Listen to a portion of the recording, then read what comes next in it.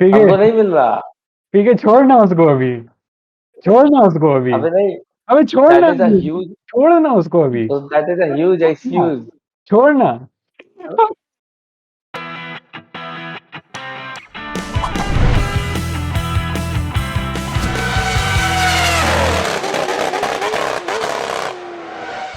Welcome, guys, to the Deadly Chicane. This is the rear view of the British Grand Prix, and I'm here with GN and PK, and we're going to talk about the race. First of all, we'll begin with the topic of Toto predicting in the Austrian GP that very confidently that they're going to have a Mercedes 1-2. Well, it almost came true as they got a 1-3 subtle shade to Bottas. Uh, Very interesting that he was very overconfident, where Toto usually is very smartly downplays the Mercedes game. Oh no, we are struggling. We are very humble brag types, but he was very confident in an opposite direction. But they somehow were able to deliver the performance. So, what are you guys' take on it? Well, do I have to just say it? This sounds like a conspiracy theory. Growing up, they have seen previous Verstappen's like onboard crashes and everything, whatever has been happening and whatever he has been doing. And Lewis has very cleverly analyzed, and well, I can only hope that he has seen that he is making the same mistake again and again, and he has been backing off. So he must have realized that this is the time to do it. Coming to Gautam, you were saying something about Niki Lauda the last time you were talking about Mercedes and Toto Wolff also. Like since his passing away, right from the start of the previous season, the 2020 season, I think Mercedes as a team has been missing out that sort of a zing that Niki brought with him. And this year it has been very clear what that is. Like right from the beginning, the team has been performing in a kind of a lackluster way. Monaco may they had the pit stop disaster and like a lot of very smaller things which add up to be a very large deficit in terms of their own performance compared to maybe 2018 or 2019. So they have been missing that kind of a push that I think that used to come from Niki. Last year's success was solely based on the performance of their car. So this year Correct. is the actual test, like how they are able to Yes. catch up to it. So in the face of adversity is where the real character of the drivers, the teams, the team principle comes out. And that is what I see missing this year. Because I haven't seen Toto or Lewis or the anyone from the Mercedes team panic the way they have been panicking this year. They don't panic like this. They don't go ahead and talk and give out statements like, okay, we'll finish 1-2 with a 30-second gap in Silverstone and things like that. You don't see. I never expected such kind of statements from Toto. I don't know. I just feel that But you know how frogs the behave when they confidence, are scared. the You confidence know, that headline shows, and that yeah, is yeah. what exactly he said. So, like that's almost frightening to have that. Matlab, he was that matlab, confident. He went out and just out and out said it. He want to hoga.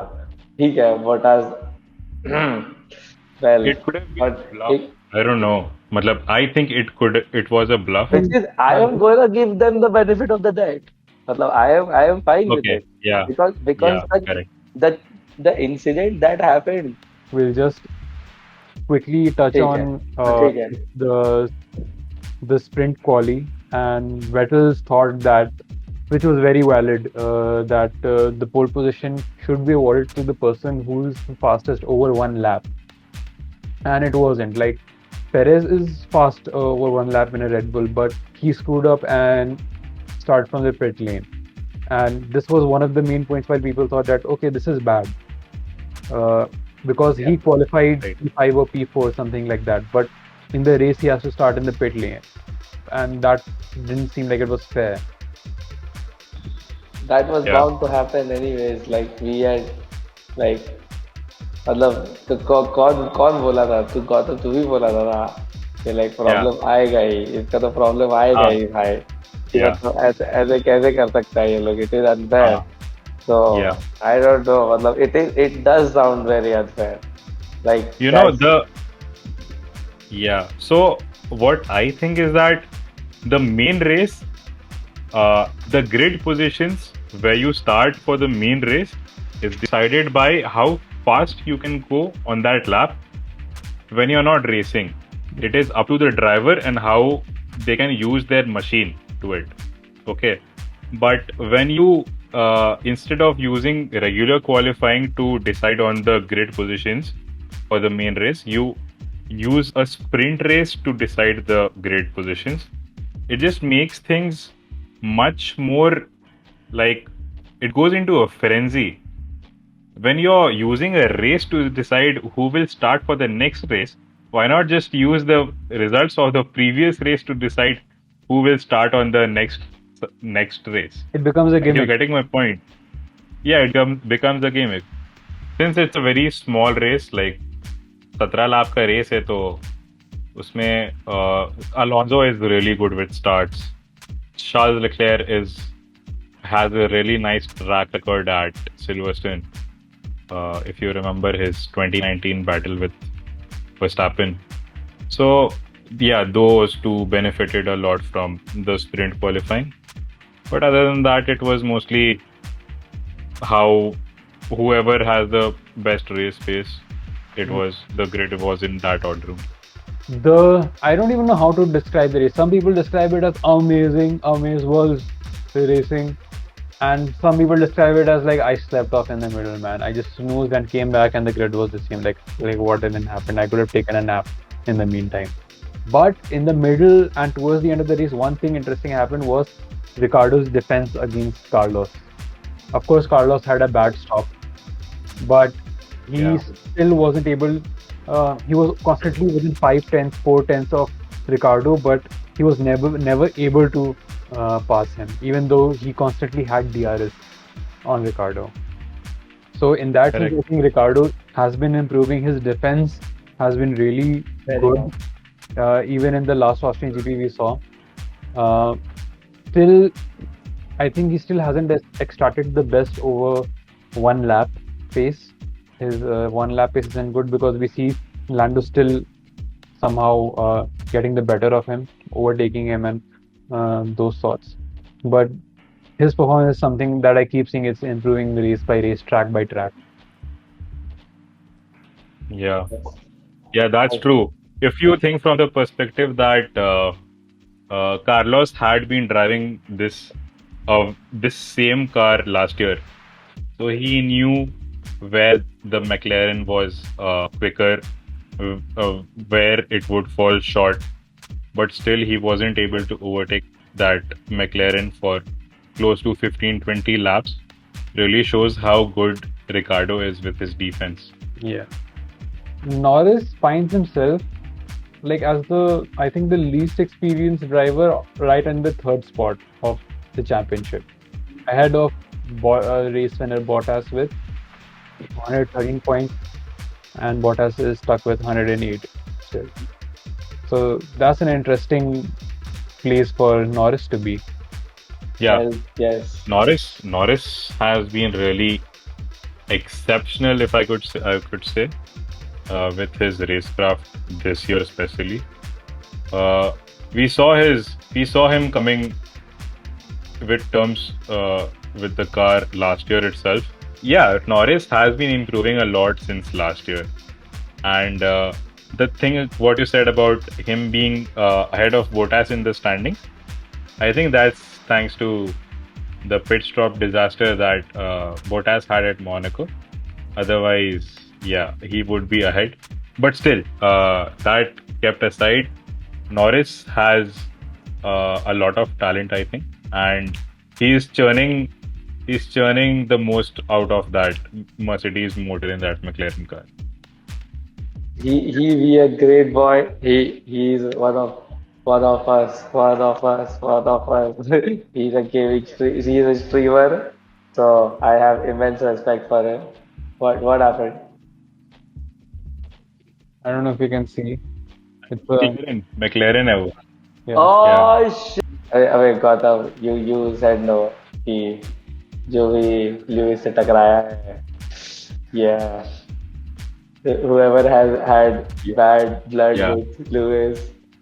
Yeah. So whoever has had a championship battle with Lewis or any kind of rivalry with Lewis has never came out on top, especially for Max, because uh, I think he tasted that sort of little bit of success defeating Hamilton over the last 3 or 4 races.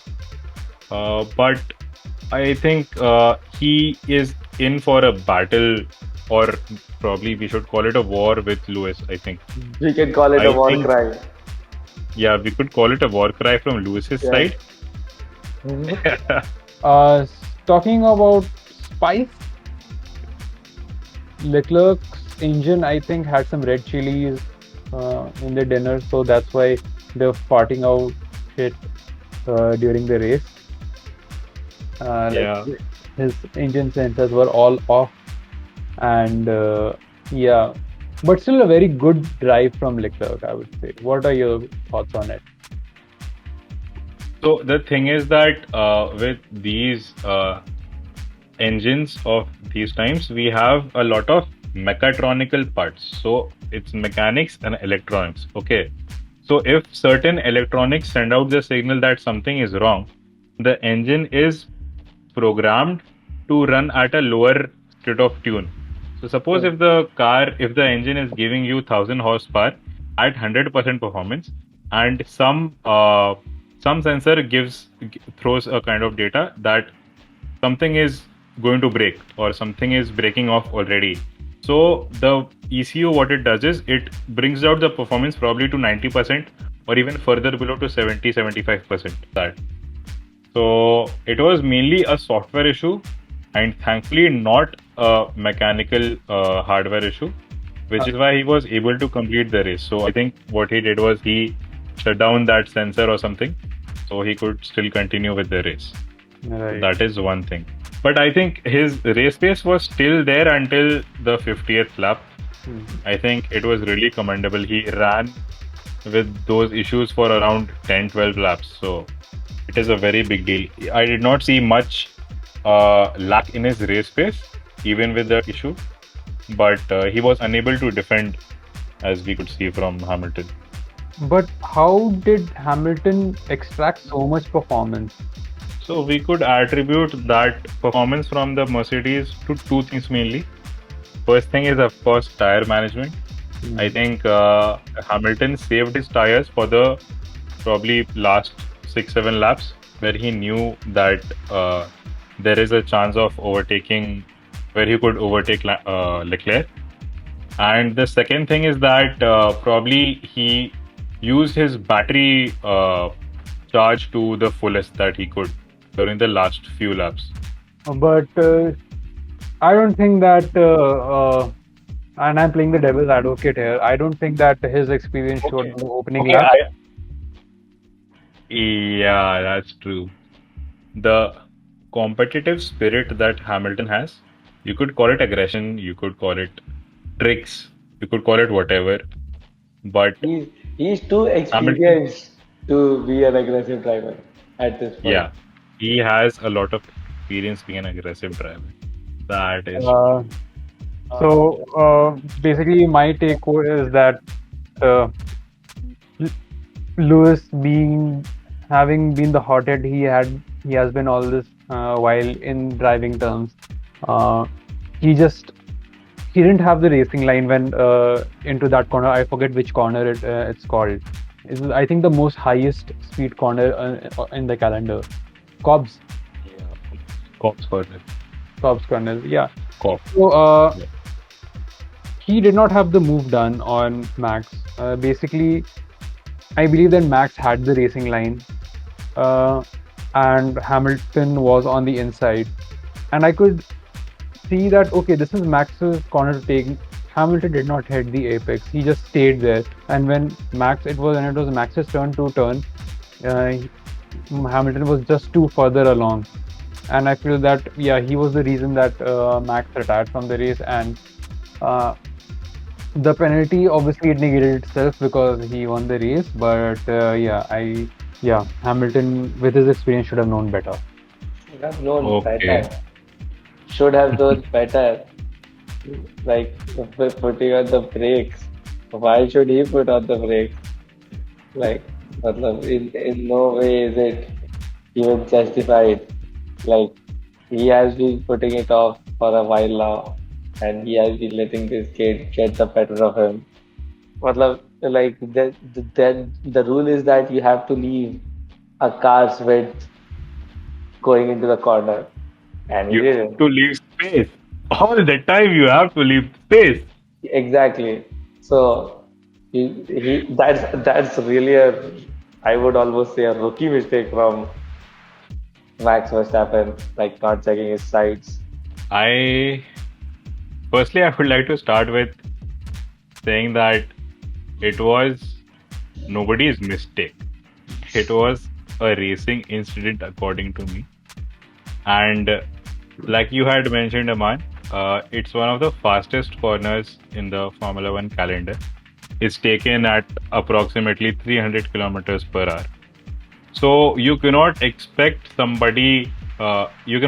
two people who are racing to really think that, okay, I should brake to avoid an accident, because you don't think like that when you're racing, right? You don't think of braking. You think of going through that corner earlier, like ahead of the racer that you're racing. So both of them had their pedal to the metal, and both of them wanted to make that corner before the other one did. So it was down to who leaves enough space.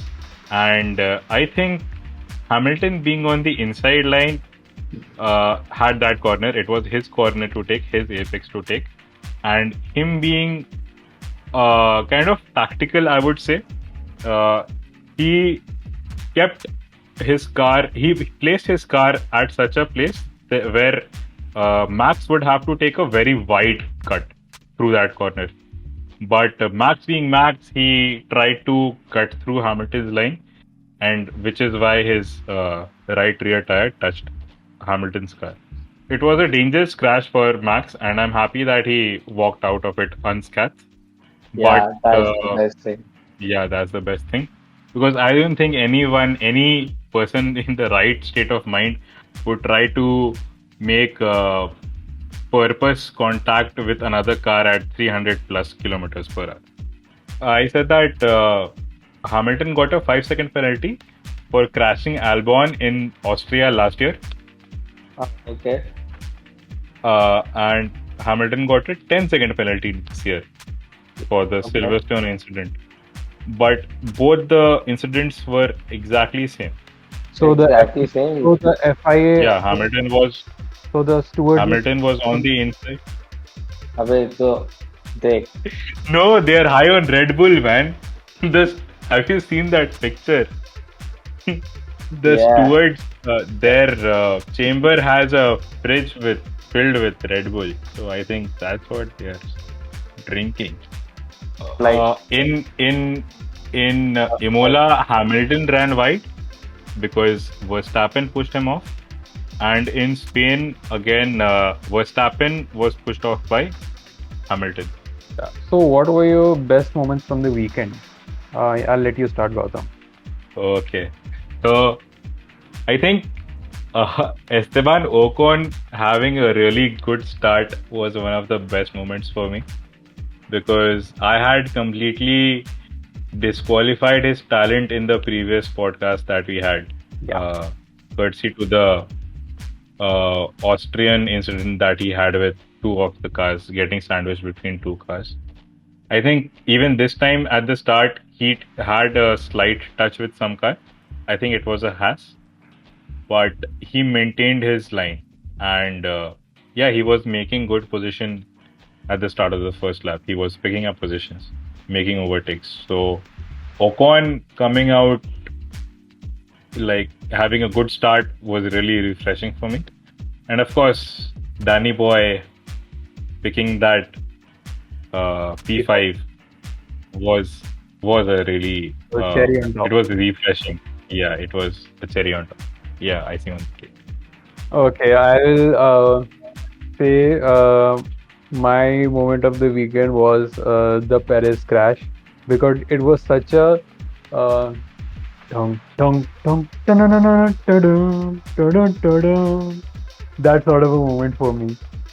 Not the best moment of the weekend, but certainly the most standout moment for me, because it looked like Perez was gonna have a good race, maybe start in a good position, maybe finish on the podium, but that was a very screw up thing that happened. So yeah, that was my moment. Right. And of course, Danny Boy, I will go. I think that will go for all of us. So let's just address it, because Danny. Yeah, Danny is everybody's favorite anyway. okay. Now your turn. There were too many moments. So it showed in Leclerc's performance and him caressing the car into getting even P2. I think that's my favorite moment of the race. My second favorite would be Alonso and that start. Like him going on soft was the smartest thing to do. He was able to like get a good start on the soft tires, right? So he had to judge the track very well and know where the grip already is, so that he could maintain it through the corner and like the optimum driving line. Yeah. So that is what he was trying to find. He's an awesome driver, and he still has a bit of some of the Edge. tricks, some of the tricks. Khatam. Awesome. Face over in Pause Abbe में जल्दी. yaar. If you like this video, please consider subscribing. Your support means a lot to us and means a lot more videos to come in the future. Thanks, have a good race, bye.